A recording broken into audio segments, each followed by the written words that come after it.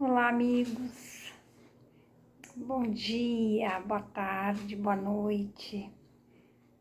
Mais um encontro, mais um momento de aprendizados, mais um momento em que nossos corações se unem, buscam nesse aprendizado o auto-melhorar-se. Como melhorarmos nesse evangelho, nessa nossa prática, como trazer para o nosso dia a dia as lições tão sublimes de Jesus. Que no estudo de hoje possamos ser inspirados pelo mais alto, pela luz, por essa candeia de alegria, de esperança, que nos impulsiona a cada dia mais melhorar no pensamento, na prática, nas nossas ações, começando pelas mais simples, logo ao acordar. Que sejamos cada um de nós, que tenhamos cada um de nós as mãos limpas do Evangelho de Jesus. Agradeço sempre a Deus pela oportunidade da vida.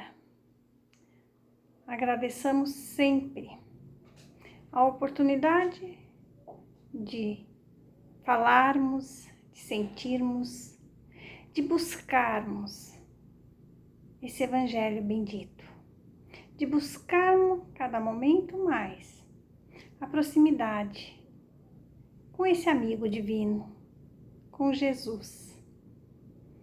Que a paz se encontre em todos os corações, todos aqueles que sofrem em qualquer lugar do espaço, na terra, no plano espiritual, nos lares, nas ruas, que todos sejam amparados e envolvidos. Que assim seja, graças a Deus. É muito bom estar aqui mais uma vez, nesse momento rapidinho, mas que grandes reflexões ficam em nossas mentes, e aí o aprendizado vai se fazendo, vamos nos autoconhecendo, buscando entender o que precisamos mudar para chegar mais e mais nesse evangelho, nessa caminhada com Jesus que há milênios buscamos, né? Agradeço a SECA, Comunidade Espírita Caminheiros do Amor. Agradeço aos corações amigos que me ouvem e que juntos formamos essa corrente de busca, de esperança,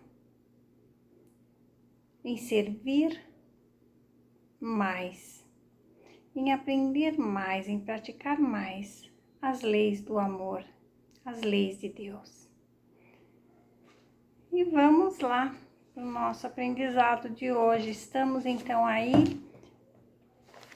no capítulo 8º, né? Bem-aventurados os puros de coração, onde já vimos aí alguns trechos, algumas falas. Eu vou falar com vocês hoje do início lá do item 8, né? Verdadeira pureza e mãos não lavadas. Então são alguns itens aí, o 8, o 9 e o 10. Lembrando sempre que as palavras de Jesus, né, que foram ali deixadas, escritas por Mateus, pelos evangelistas Mateus, Marcos, João nós temos Lucas também, né? Foram os 4 evangelistas. Nós temos que lembrar sempre costumes daquela época, né? Só que por meio desses costumes, Jesus colocava as lições morais, espirituais, as lições para o seguimento e o cumprimento das leis de Deus. Então, quando nós ouvimos, né, quando nós pegamos o Evangelho, mãos não lavadas, mãos limpas, claro, eles, e até hoje, né, nós temos sim essa norma em lavar as mãos antes das refeições, antes de comer. Nós pegamos vários objetos, colocamos a mão em vários lugares. Então, a higiene, ela faz parte, sim, da nossa saúde. Porque a mão suja, veja quando criança, como nós orientamos. Então, coloca a mãozinha nisso aqui, porque você vai pôr a mãozinha na boca e vai encher de germe, de bactéria. A gente conta as historinhas para as crianças, né? Para que elas vão interiorizando a higiene. Porque as mãos sujas vão sim levar à nossa boca germes que vão nos causar sim mal-estar, doenças, enfim. Então Jesus aproveitava daqueles momentos para transformar nas mensagens do mais alto aqui na nossa prática. Então, as leis de Deus iam sendo ali colocadas de uma maneira bem tranquila para que o entendimento fosse se desenvolvendo, né? Então, antes de ler o Evangelho, eu vou ler uma mensagenzinha bem rápida aqui. É do livro Caminho, Verdade e Vida. Acredito que muitos já conheçam essas mensagens, essa coletânea. Chico Xavier foi ali psicografando, formando ali as páginas, a cada mensagem que eram ditadas pelo Espírito Emmanuel. E essa daqui tá lá, e Deus, mãos limpas, é o título, né? É a lição 74. E Deus, pelas mãos de Paulo, fazia maravilhas extraordinárias. Isso está em Atos, essas cartas, né, que Paulo escrevia após esse encontro com Jesus, que ele se transformou nesse Paulo, Saulo que se transforma em Paulo, né? Então vamos lá. O Evangelho não nos diz que Paulo de Tarso fazia maravilhas, mas que Deus operava maravilhas extraordinárias por intermédio das mãos dele. O Pai fará sempre o mesmo, utilizando todos os filhos que lhe apresentarem mãos limpas. Gente, mas e aí? Será que aqui, nessa mensagem, Deus operava? Nós conhecemos lá a história de Paulo, né?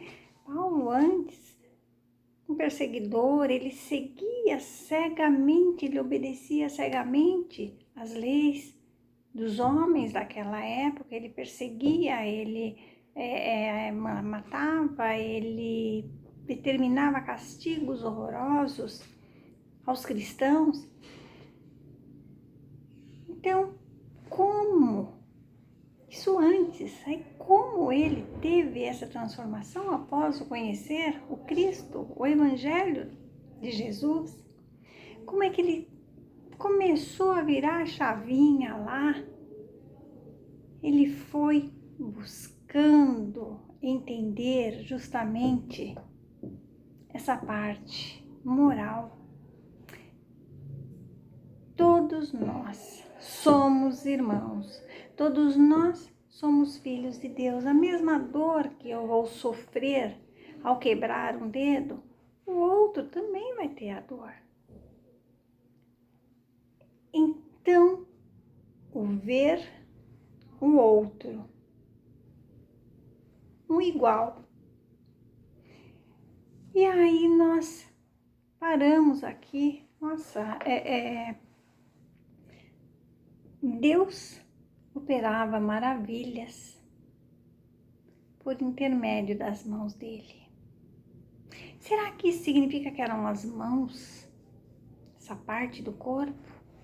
Será que era o fazer de conta nas nossas propostas, nas nossas condutas que são exigidas por uma sociedade, por normas de boa conduta no nosso meio social?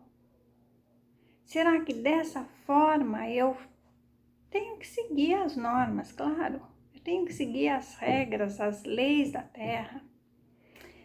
Mas o seguir, se Paulo assim o fizesse, apenas seguir as leis determinadas,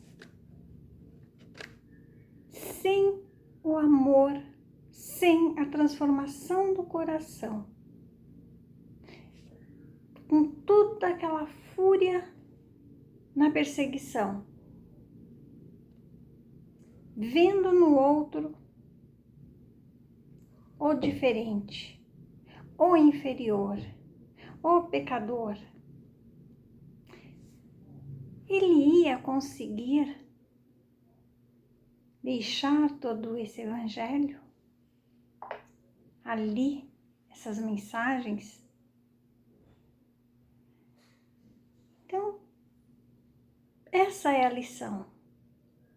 O nosso exterior. Muitas vezes nós vamos na casa espírita, de segunda a segunda, trabalhamos no passe, trabalhamos no atendimento fraterno, somos facilitadores, distribuímos marmitex, enfim. Em todas as tarefas estamos nós.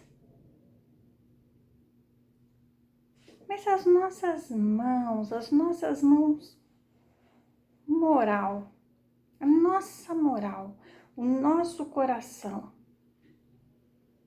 ele está limpo nessa verdade, buscando essa transformação?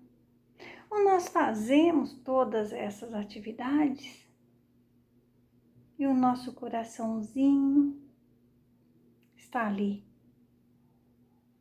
revoltado, irado, só fazendo as nossas ações ali por um medo, talvez, de não agradar, ou por uma perspectiva de que eu estou fazendo bem, eu vou alcançar o caminho, eu vou alcançar o reino maior. Então, mãos limpas é fazer, é viver, é interiorizar as leis de Deus. Aí a gente fala assim, mas eu estou em aprendizado ainda. Claro, graças a Deus estamos no aprendizado. Não podemos parar esse aprendizado. É todo dia, é todo momento. Temos que insistir, persistir, acreditar. Já temos? Então vamos continuar. Eu errei agora, mas peraí, deixa eu já... Automaticamente a nossa consciência já apita e a gente já começa o acerto novamente. Então vamos lá. O Pai fará sempre o mesmo, utilizando todos os filhos que lhe apresentarem mãos limpas. Ou seja, nosso coração está ali, conforme aqui a lição, os puros de coração. Nós estamos olhando o próximo com respeito, sem julgar, sem criticar, porque não concordam conosco, ou porque agem de uma forma que no nosso ver, ao nosso olhar, não é o correto, porque pensam diferente. Não julgar é uma lição do Pai, é uma lição de Jesus. Olhar com a caridade, perdoar. Se nós já estamos nesse exercício, nessa prática, as nossas mãozinhas, ou seja, o nosso ser espiritual, o nosso coração, ele já está ficando mais limpinho. Então, a partir desse momento, claro, não tem aquilo que, se eu me esforço em elevar o meu pensamento, a minha conexão, a minha ligação, ela sempre vai ser com os bons espíritos ali, Jesus ali nos iluminando, nos mostrando. Aí as nossas mãos se tornam também essas mãos que o Pai vai utilizar quando nós socorremos alguém. Lembra da lição? Um pequeno que você socorre, um irmão que você agasalha, um irmão que você alimenta, é a mim que o faz? Essa fala é de Jesus. Então, quando nós fazermos com o coração, mesmo com as nossas falhas ainda, mas aquilo que o pouco que nós fizermos, ser com o coração, com certeza, Deus enviará sim aqueles bons espíritos, aqueles amigos amorosos a nos auxiliar e operar no outro a misericórdia que o Pai oferece.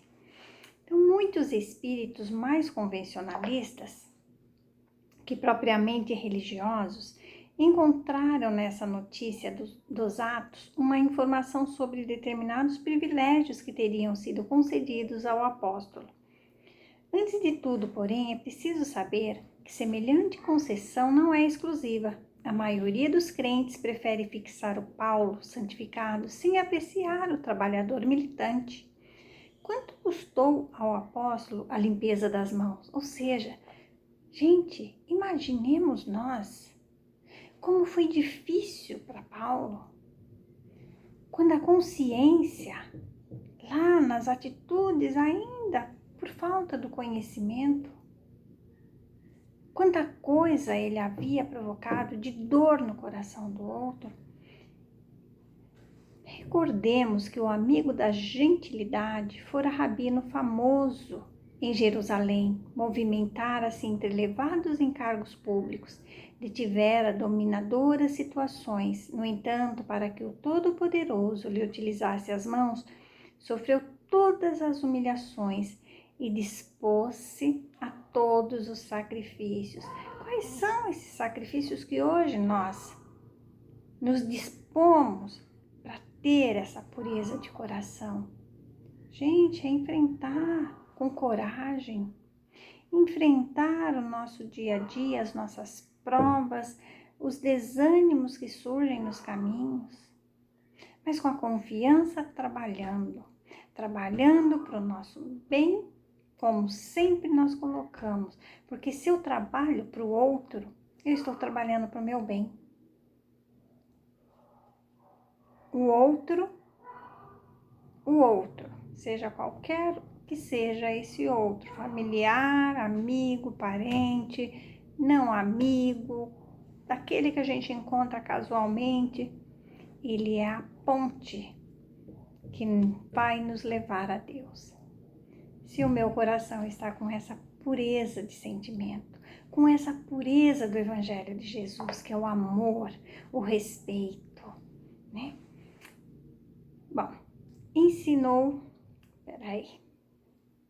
sofreu todas as humilhações e dispôs-se a todos os sacrifícios pelo bem dos semelhantes. Ensinou o Evangelho sob zombarias e açoites, aflições e pedradas. Apesar de escrever luminosas epístolas, jamais abandonou o tear humilde até a velhice do corpo. Considera as particularidades do assunto e observa que Deus é sempre o mesmo Pai, que a misericórdia divina não se modificou, mas pede mãos limpas para os serviços edificantes junto à humanidade. Tal exigência é lógica e necessária, pois o trabalho do Altíssimo deve resplandecer sobre os caminhos humanos. Linda mensagem e já coloca tudo aqui para nós, né? Mas vamos lá então. Item 8. Então chegaram a eles uns escribas e fariseus de Jerusalém, dizendo: por que violam os teus discípulos a tradição dos antigos? É aquilo que nós falamos, é cultuar, né, a religião, cultuar os dogmas, cultuar os rituais, cultuar o nome de Deus, o nome de Jesus, mas só exteriormente. Não lavam as mãos quando comem o pão? E Jesus então responde: e vós também, por que transgrides o mandamento de Deus pela vossa tradição? Porque Deus disse: honra a teu pai e a tua mãe, e o que amaldiçoar a seu pai ou sua mãe morra de morte.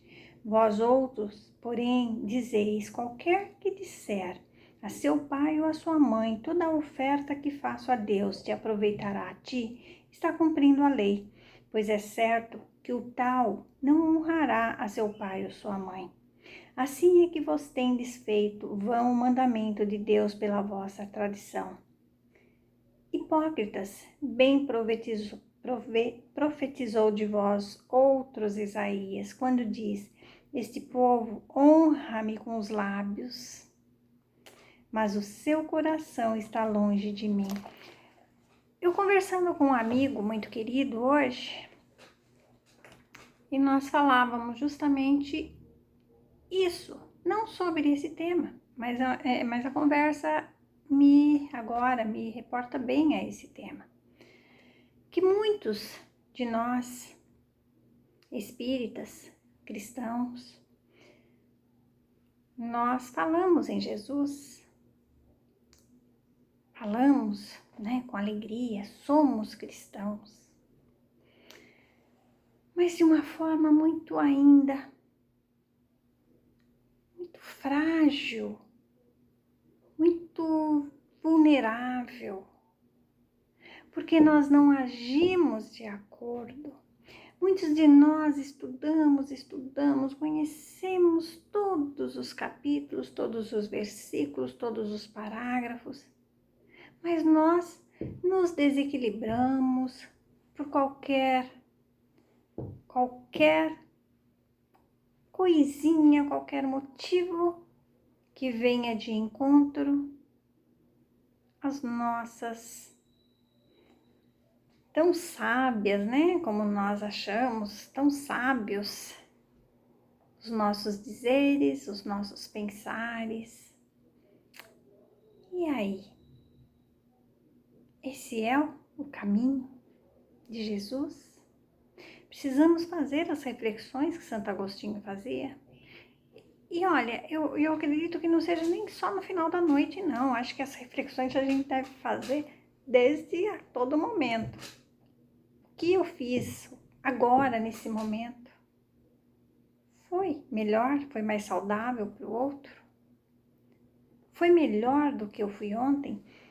E tem um trechinho, eu vou pular aqui, senão não vai dar tempo, né? Tem um trechinho que fala assim, Jesus ainda respondendo, né?